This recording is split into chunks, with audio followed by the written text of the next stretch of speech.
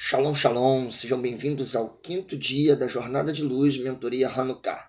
Hoje nós queremos falar sobre a quinta chama, repartindo a luz. E vamos falar sobre um lado sombrio de um personagem muito conhecido biblicamente, sobre o qual não queria repartir a sua luz.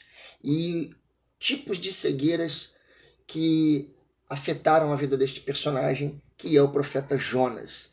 Mas quero ler com você o nosso e-book, lá na página de número 32, quando tem o quinto dia, meditação 5, repartindo a luz. A ótica pela qual o indivíduo enxerga sua vida, missão e perspectivas determina boa parte de seu modo de viver. Como filhos de Deus, precisamos estar com os nossos olhos no foco correto, pois este foco determinará muitas vezes as nossas ações, revelando nossa condição de luzeiros do reino diante dos agentes do império das trevas. Essa luz que passamos a possuir não se deve estar escondida, ou seja, essa luz ela não é nossa, ela tem um propósito. Yeshua fala no capítulo 5 de Mateus, capítulo tão famoso do Monte das Bem-aventuranças: vocês são a luz do mundo, não se pode esconder uma cidade construída sobre um monte, e também ninguém acende uma candeia e a coloca debaixo da vasilha. Pelo contrário, coloca no lugar apropriado. Por isso que nós colocamos a Hanukkah na janela. A ideia é testemunhar dessa luz, compartilhar desta luz, né? Pelo contrário, coloca no lugar apropriado, e assim ilumina a todos os que estão na casa. Assim brilha a luz de vocês diante dos homens, para que vejam as suas obras e glorifiquem ao Pai de vocês que está nos céus. Deixe que esta quinta chama não apenas lance luz sobre o seu chamado, mas crie em você o desejo de reparti-la com outros. Quando a gente vai para a história do profeta Jonas, e eu quero ler com você rapidamente alguns trechos do capítulo 1 e do capítulo 4, nós vamos perceber que o Jonas tinha então um lado sombrio nele, que era a autodeterminação sobre quem merecia o amor do Eterno e quem não merecia. O capítulo 1, muitas pessoas talvez não entendam o porquê que o Jonas se coloca desta forma, e aqui eu não estou legitimando o que Jonas fez, mas compreendendo e explicando para vocês. A palavra do Senhor veio a Jonas, filho de Amitai, com esta ordem: vá depressa à grande cidade de Nínive, pregue contra ela, porque a sua maldade subiu até a minha presença. Nínive estava num nível grandioso de maldade e perversão que desagradava o coração de Deus. Agora deixa eu te explicar onde é Nínive. Nínive, ela ficava ali ao norte do final ou do início, né, quando você olha no mapa, da Mesopotâmia. Um pouquinho para o lado esquerdo, quando você olha o mapa de frente, Nínive, na verdade, era a capital da Assíria. Está lá no livro de Reis. Você vai ver que Nínive era a capital da Assíria. A Assíria foi o grande responsável pelo cativeiro do Reino do Norte. Jonas provavelmente era um habitante do norte da Galileia, lá no norte do estado de Israel. Então, Jonas, ele estava indignado com aquela questão de Deus mandar ele a pregar um povo que fez o seu povo cativo. É muito provável ser próximo a esse período do século 7 a.C., que é o mesmo período ali do Jeroboão, né, quando Jeroboão divide o seu... os filhos de Salomão, Jeroboão e Roboão, dividem o reino do norte e sul. E por isso, a indignação de Jonas. Jonas estava sendo chamado a pregar àqueles que faziam do seu povo vassalo. É como se hoje, né, no ano de 2023, quando no dia 7 de outubro houve um grande ataque do Hamas à cidade de Israel, né, no sul, você fosse enviado a Gaza para falar para o Hamas sobre o amor do Senhor. Percebe a complexidade? Eu trouxe um evento próximo para você entender. Então Jonas, verso 3 do capítulo 1, mas Jonas fugiu da presença do Senhor, dirigindo-se para Tarsis. Desceu à cidade de Jope, onde encontrou um navio que se destinava àquele porto. Depois de pagar a passagem, embarcou para Tarsis para fugir do Senhor. É interessante como que as suas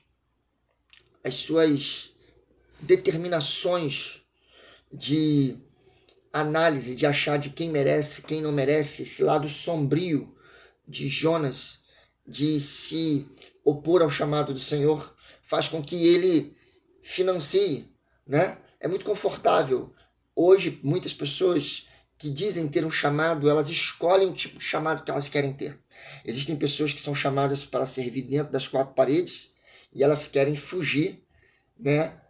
Falando que está fazendo missões, indo para um lugar para o outro, quando na verdade deveriam estar dentro da igreja, de uma igreja local. Existem pessoas que são chamadas para as nações, são chamadas para ir para fora das quatro paredes, chamadas para terem a certeza da incerteza do amanhã, porque é isso que muitas vezes o chamado é, né? Nós muitas vezes caminhamos com a certeza da incerteza do amanhã, ou seja, como o Evangelho de João fala, aqueles que são nascidos de Deus são como o vento, não sabe de onde vem, não sabe para onde vão, mas a gente vai no vento do Ruach HaKodesh.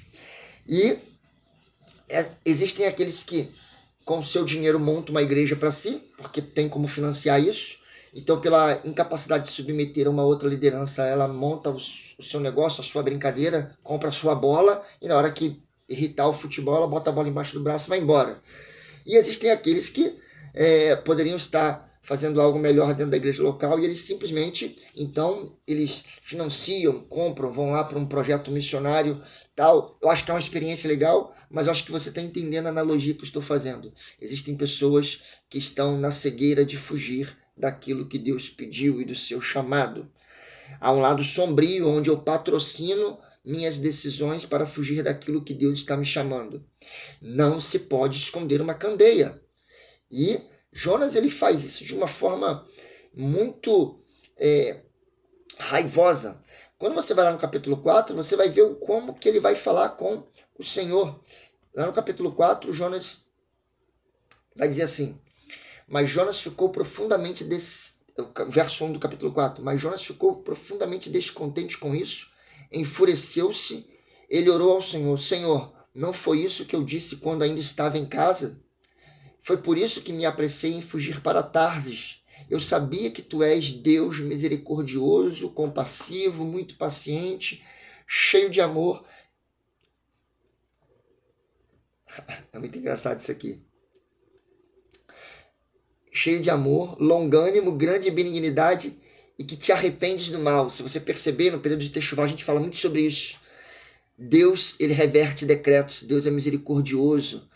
Então, há uma cegueira, muitas vezes, que é achar-se dono da graça, achar-se dono da compaixão, achar-se dono da longanimidade, da piedade.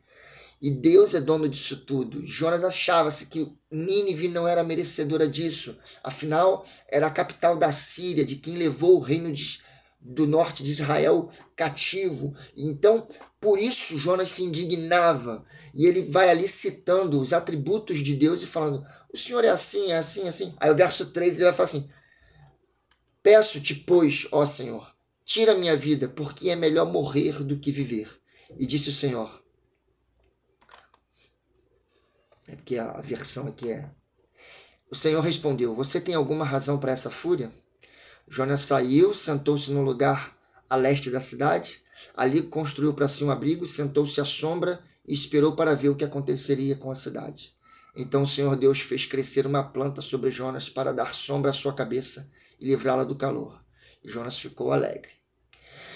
Se você hoje disser não à cegueira das suas autoanálises, e talvez o lugar de Jonas seja muito parecido com o de Paulo, como um dos líderes do Sinédrio, né? Você não é dono do amor, você não é dono da compaixão. Existem lugares que você quer ir pregar o evangelho, né? Eu sempre falo muito nessa época, há pessoas que não querem falar coisas que estraguem a sua agendinha para a América, né?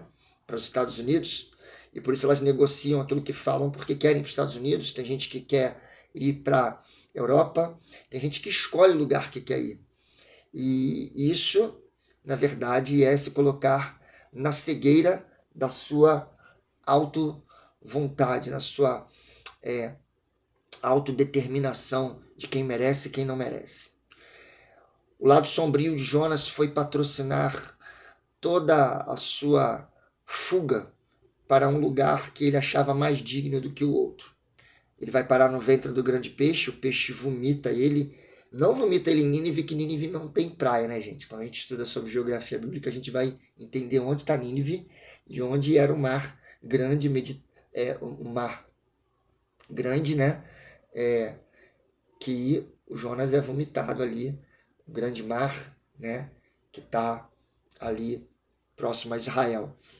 Jope é um porto que está no norte de Israel. Foi nesse que ele pegou e fugiu para Tarsis. E o peixe vomita ele nessa costa e ele vai voltar então para Nínive para cumprir o chamado. E fica aqui uma lição. Você pode patrocinar o quanto for, você pode ter recurso o quanto for, tanto para uma ação de uma igreja local ou quanto para uma missão extralocal.